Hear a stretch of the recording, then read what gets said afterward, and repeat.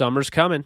Are you ready to unveil your beach bod? You're in luck. Our friends at Manscaped just launched their 4th generation performance package, which includes the Lawnmower 4.0. You heard that right, the 4.0. Complement your dad bod or six-pack with a trim from the leaders in male grooming. The sun is shining and calling your name, fellas. Join 2 million men worldwide who trust Manscaped and get ready for hot guy summer by going to manscaped.com for 20% off and free shipping with the code DTR. Aaron Donald creates the fumble. Goff goes crashing into the end zone. It is intercepted by Jalen Ramsey. Robert Wood, touchdown. Picked off by John Johnson. Touchdown, Tyler Higbee. Cooper Kupp plucks it out of the air. Henderson with a good run and a first down. Still on his feet. Touchdown, Van Jefferson. Everett in stride. Wow. Into the end zone. Cam Akers. LA will play for the Lombardi. All right, guys, welcome back to Downtown Rams. As always, I'm your host, Alexis Kraft, joined here with my co-host, Jake Ellenbogen. And we are coming to you today after a very interesting podcast appearance by our one of our tackles, Andrew Whitworth, on a former Rams podcast, Chris Long. And Jake, Andrew Whitworth said a couple things on this podcast that we're going to talk about. But first and foremost, Andrew somewhat alluded to the fact that after the season, he's retiring. He basically said it without saying it, but very strongly alluded that this would be his last season in the NFL, hence being the last season on the Rams. What were your thoughts on that? Well, I think it makes a lot of sense. This is something that's going to be 40 this year, I believe. So, I was not surprised to see that or hear that. It's kind of, it's annoying, it's like, oh, well, it's, end of an era, but like, it's understandable. I mean, he's had a, incredible career. So you just have to hope if you're a Rams fan or if you're a fan of Whitworth, most Bengals fans, probably they should be rooting for Whitworth to win a Super Bowl. And so, I mean, we already knew like the Rams were all in, so to speak.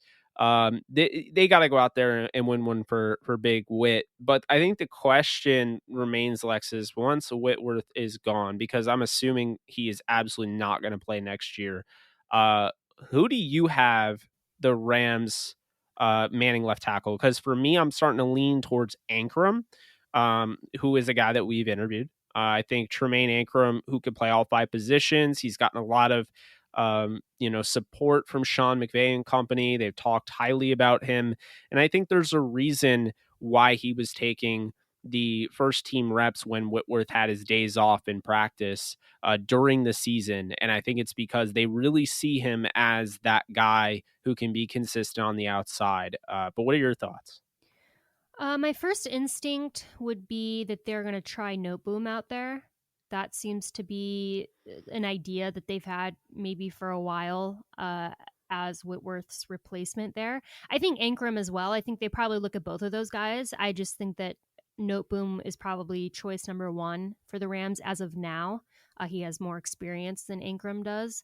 But honestly, and again, I know it's really early to start talking about next year's draft, but if Whitworth retires at the end of the season, that tackle position, to me, could and should be the Rams' number 1 priority in the 2022 draft.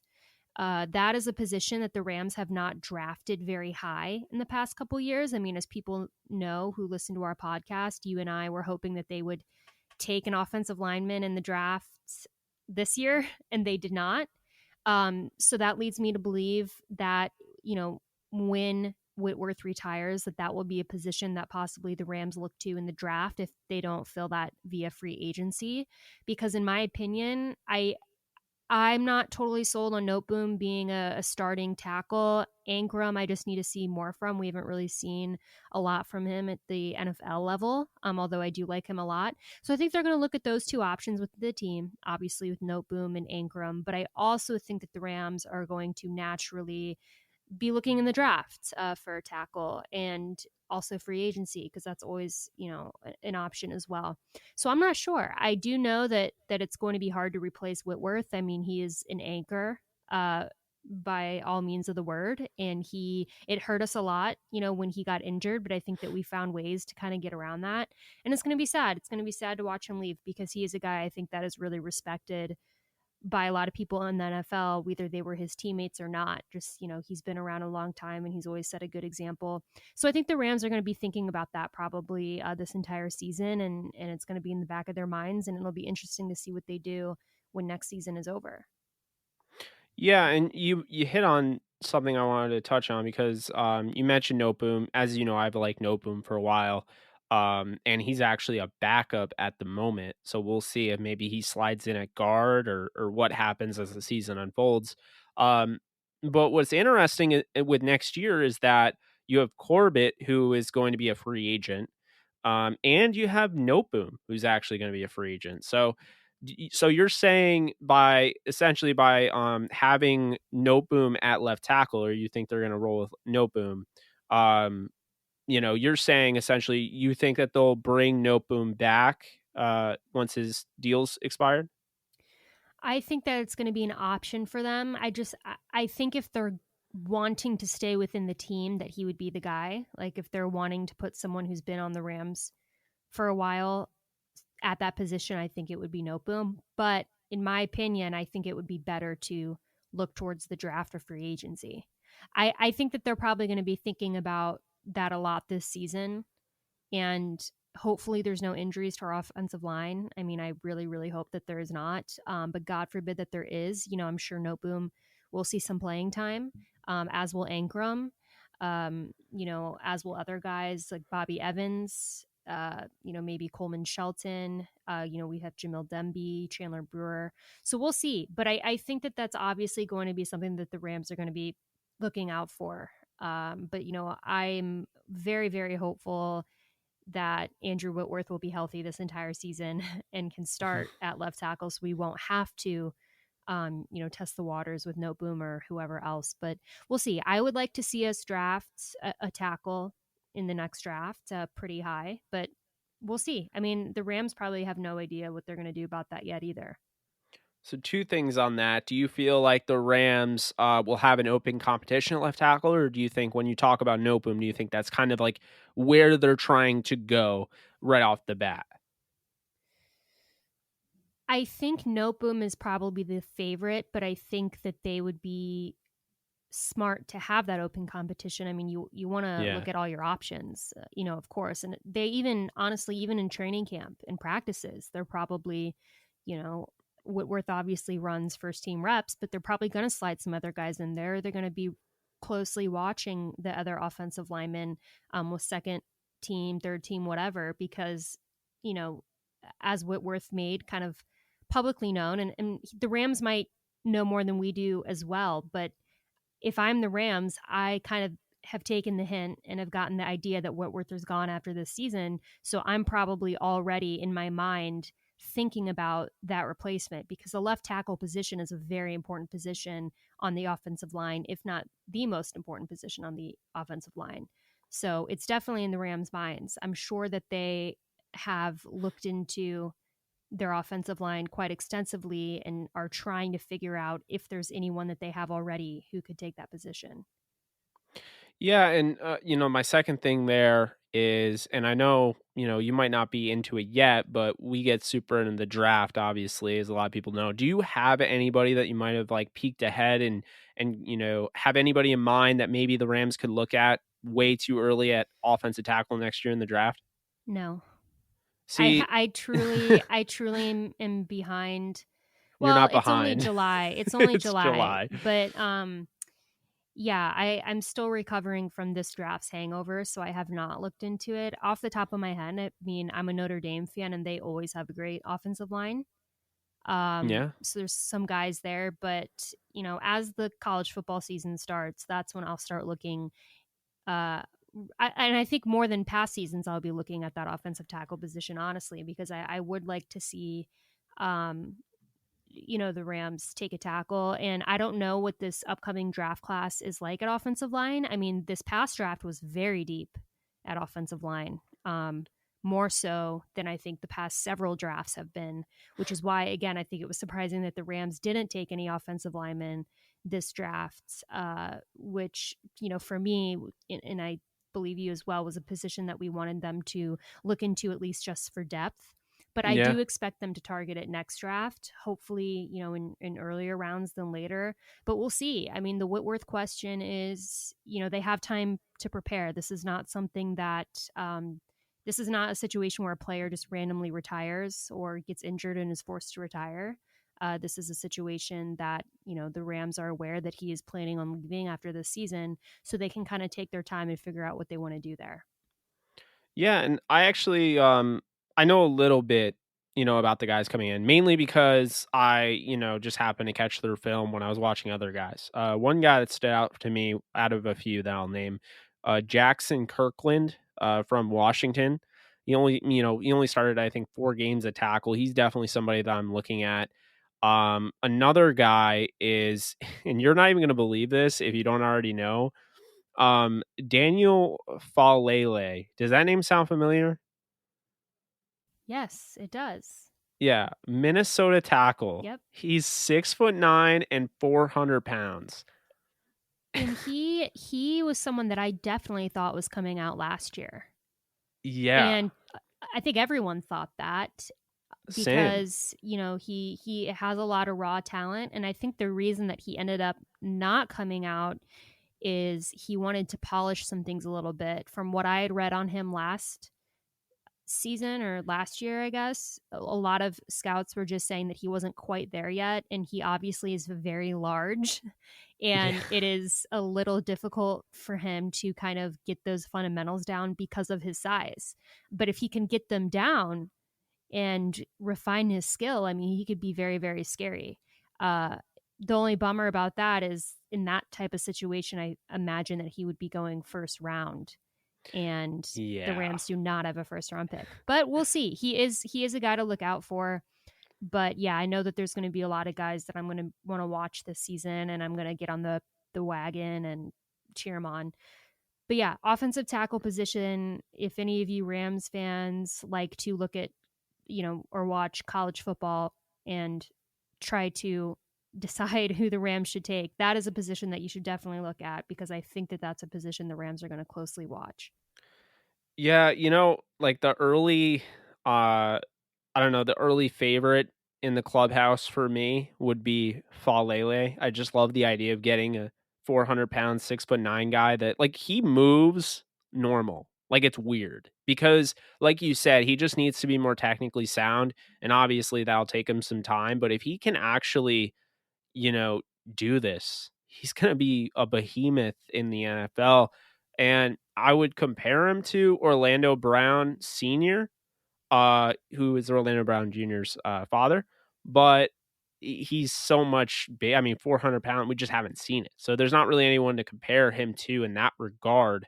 I'll touch on one thing that I'm going to bring up that I don't know if you knew I was going to bring up, but I'm going to bring it up anyway. Then we'll talk about the uniforms. So the NIL, all of this now, like, college athletes are going to get paid. And I'm actually pretty hyped about it. I've been a proponent for it for a while. I've always sided with it and everything. I always felt like the NCAA just got way too much and, didn't really give anything back. And I don't really believe that just having a college education is getting paid properly because of how much money they make. But my point here, Alexis, is that there's a good chance we might not even see some of these guys come out this year. How much of an effect with this Supreme Court ruling and, these college athletes getting paid, how much of an effect do you think that will have on guys coming out in the NFL draft? Because I'm thinking there's a chance this might be the weakest NFL draft in recent memory because of how many guys that might just stay in college, get that education, stay where it's comfortable and, make money off their player likeness before they have to worry about going to the NFL and having to fight for reps. All right, guys, so we're going to take a quick break. We're going to talk about Manscaped for a little bit, and then we will get back to the show. It's time to bundle up with the Manscaped Performance Package 4.0. Inside this package, you'll find the Lawnmower 4.0 trimmer, Weed Whacker ear and nose hair trimmer, Crop Preserver ball deodorant, Crop Reviver toner, Performance boxer briefs, and a travel bag to hold your goodies. First off, The new Performance Package 4.0 includes the new Lawnmower 4.0. This trimmer is insane, and dare I say it, the GOAT of all ball trimmers. Yeah, I said it. Their 4th generation trimmer features a cutting-edge ceramic blade to reduce grooming accidents thanks to their advanced skin-safe technology. The Lawnmower 4.0 has a 7,000 RPM motor, a new multi-function on and off switch can engage a travel lock, and gives you the ability to turn the 4000K LED spotlight on and off when needed for a more precise shave. Did I mention this trimmer is waterproof too? In the shower or in the wild, and from your chest pubes all the way down to your ball fro, the Lawnmower 4.0 is the best trimmer for you. But as always, get 20% off and free shipping with our promo code DTR at manscaped.com. That's 20% off and free shipping with the promo code DTR at manscaped.com.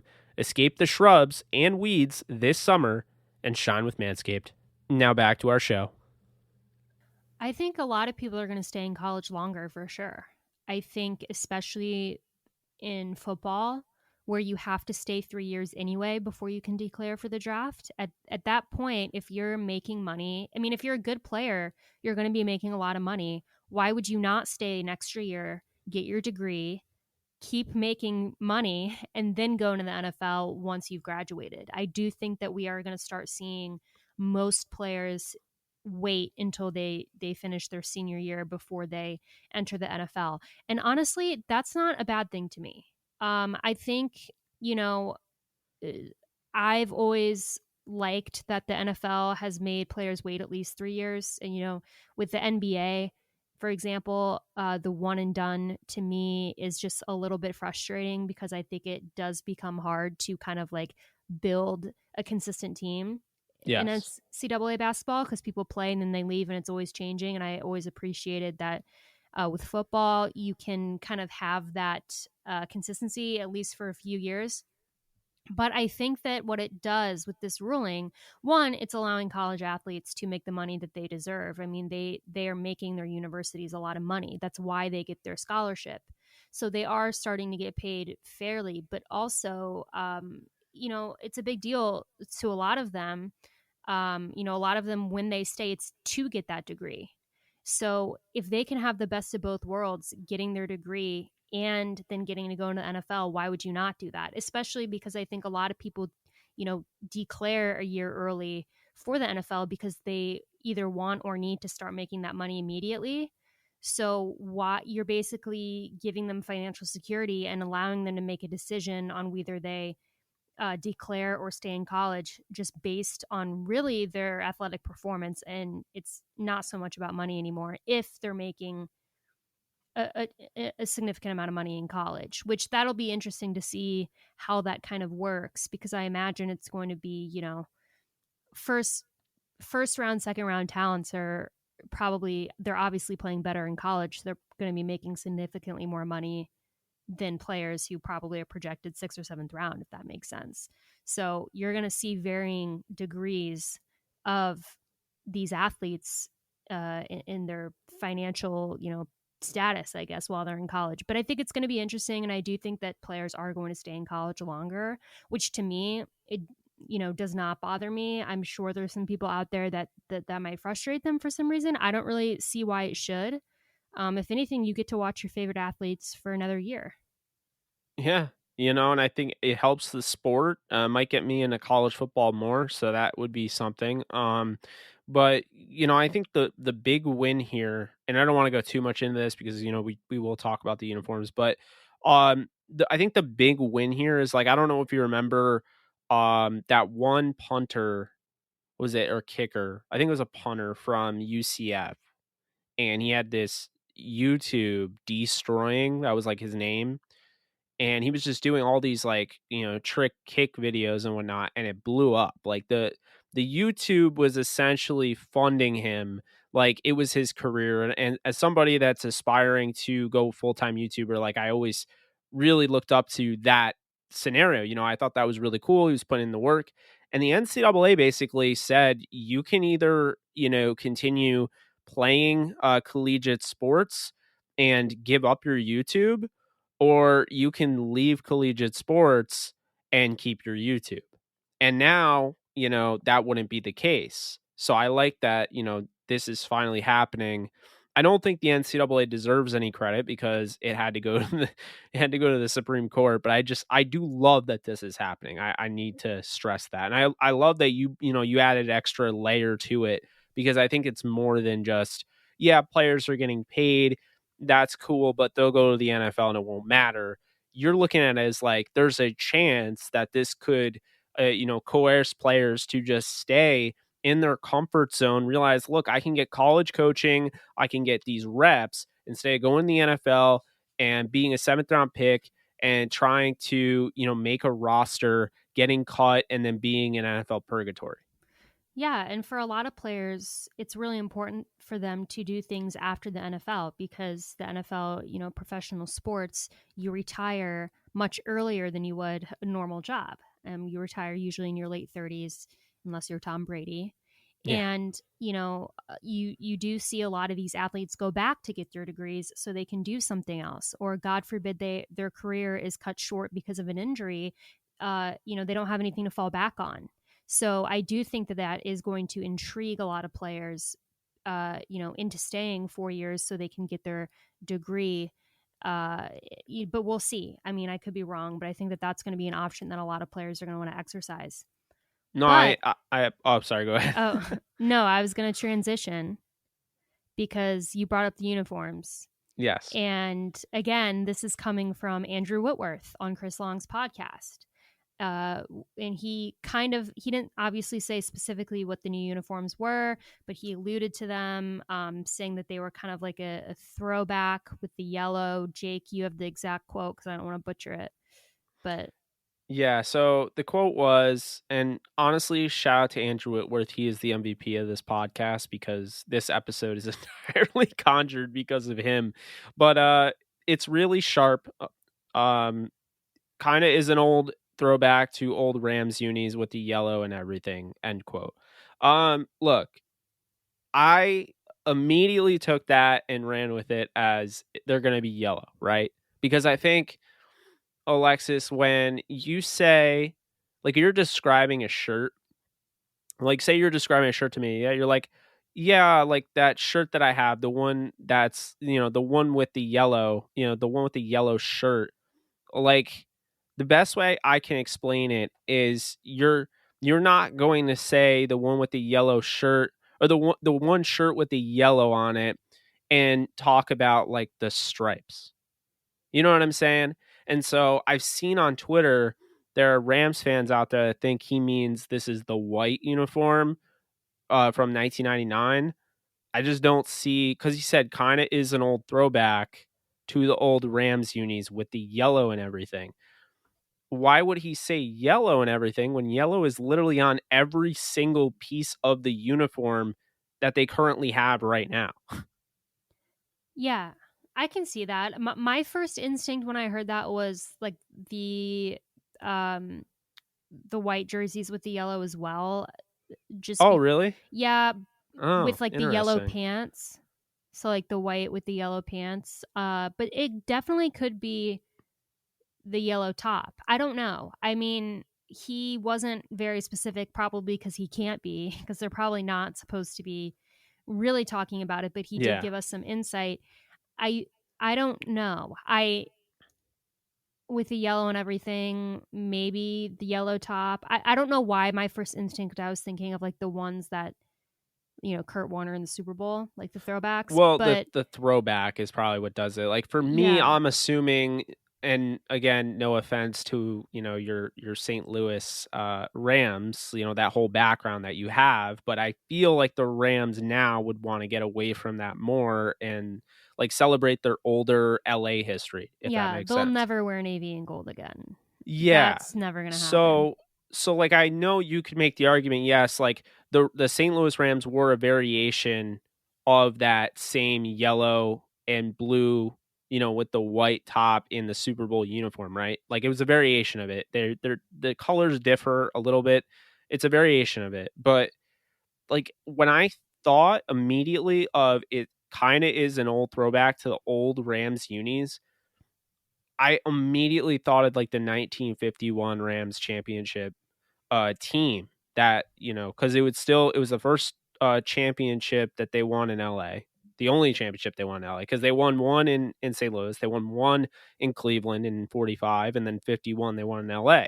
And so I kind of feel like people were just like assuming Andrew Whitworth doesn't know like history that much, like for the Rams. And so they were just like immediately, like their mind just went back to 1999, which, maybe that is the case.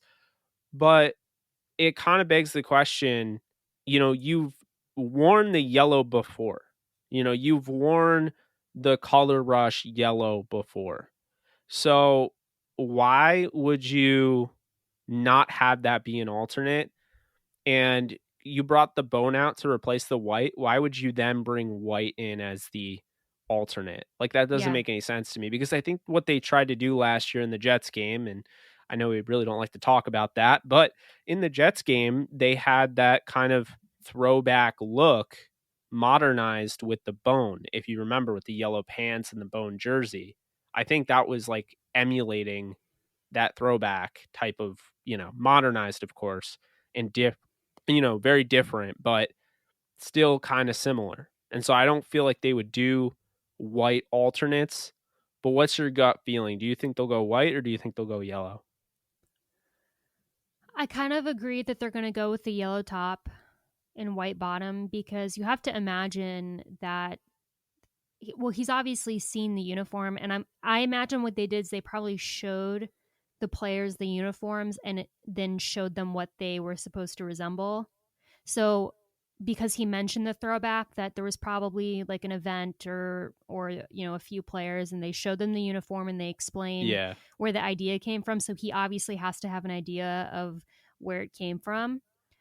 So his wording, and you're right, with the yellow and everything, does lead me to believe that it's possibly um, the yellow top with the white bottom. Although my first instinct was kind of the white with like maybe yellow pants, but we'll see. I'm curious how the Rams will unveil those. I mean, obviously, I think before the season, but I actually really liked those all yellow color rush jerseys. I know a lot of people hated Oh, on same them, here. but I really liked them, and I would like to see them do something like that again. Yeah. But I don't think that that's what this is, because he mentioned the throwback part of it. I don't think he would Well, refer to the color I rush think as it'll be throwback. yellow and white, because here's the thing, Alexis, if you do if you do white and yellow, this is why I don't think it's white with the yellow pants, is that essentially, um the white, you're adding another uniform to the mix, you're adding another jersey to your uniform mix, right? Because you can mix and match. We talked about this, we asked JB Long, and JB Long said it's possible, but that wasn't their plan.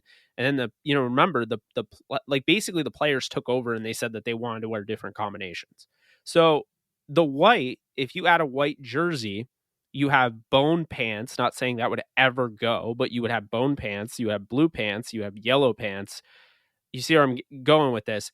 If you if you announce the white jersey with the yellow pants, you don't really add anything except for a white jersey. But if you add a yellow jersey, you're now adding a yellow jersey, a bone jersey, a blue jersey, and then on top of that, you do the white pants. Now you have white that can combine with the blue, you have white that can combine with the yellow, and you have white that can combine with the bone. Not saying you would ever do that, but again, like, not having, like, just like, that's the thing. That's what I don't understand, is like when people say that it's going to be the throwback, I'm like, if anything, if it was going to be the white, it would be all white, because it's not a true uniform set. Essentially what they're doing is they're just like showing you a new jersey and a new pant, type of interchangeability where they can mix and match, because I don't think that they'll stick to just a uniform set. Maybe I'm wrong, but typically alternates have all um they have the jersey and the pants kind of like match typically. So maybe it's an all yellow, but like I said, I think they would likely do the white pants like you were saying. And if they went with the white, then they would have the white pants with the white.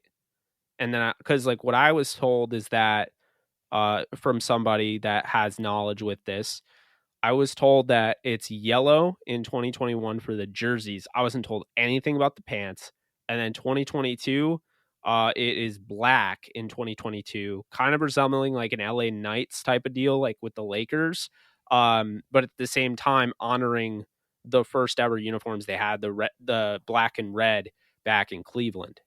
So that is what, but like, I don't know, like what, you think that they would do that, or do you think that they would actually just not really release new pant color and just have the jersey? I don't know. I think yellow and bone together does not look good. That's just my personal opinion. Like, I was not a fan of like the bone with the yellow. I thought it looked pretty gross, honestly. So I don't know. Like, if they do a yellow jersey, I hope it's a yellow pant. Like the color rush, I feel like it'll be bone. Because I do think you're right. I think it would be weird to add in like stark white now. I mean, I don't know, Yeah. maybe, but it just doesn't seem like something that they would do. Like, if you had a yellow top and stark white pants, I think stark white looks a lot better with yellow than bone, but I don't think they're going to add that in.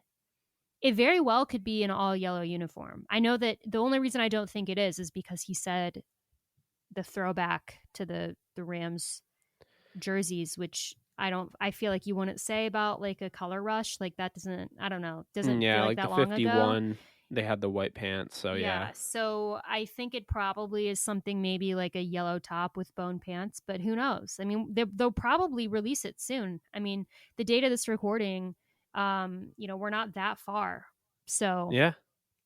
we'll see. But that's gonna do it for us, guys. We had a nice little chat there about the uniforms, but obviously we hope that we'll know for sure what they are very soon.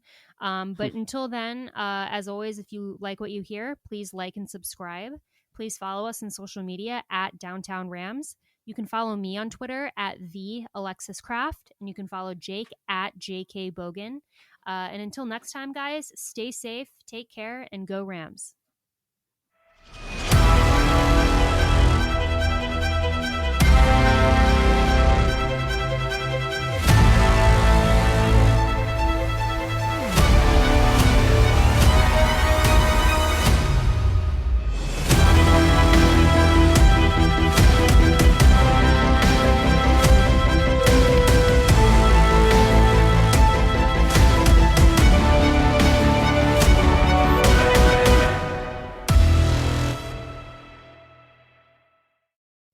Get 20% off and free shipping with the code DTR at manscaped.com. That's 20% off with free shipping at manscaped.com, and make sure to use code DTR. Unlock your confidence and always use the right tools for the job with Manscaped.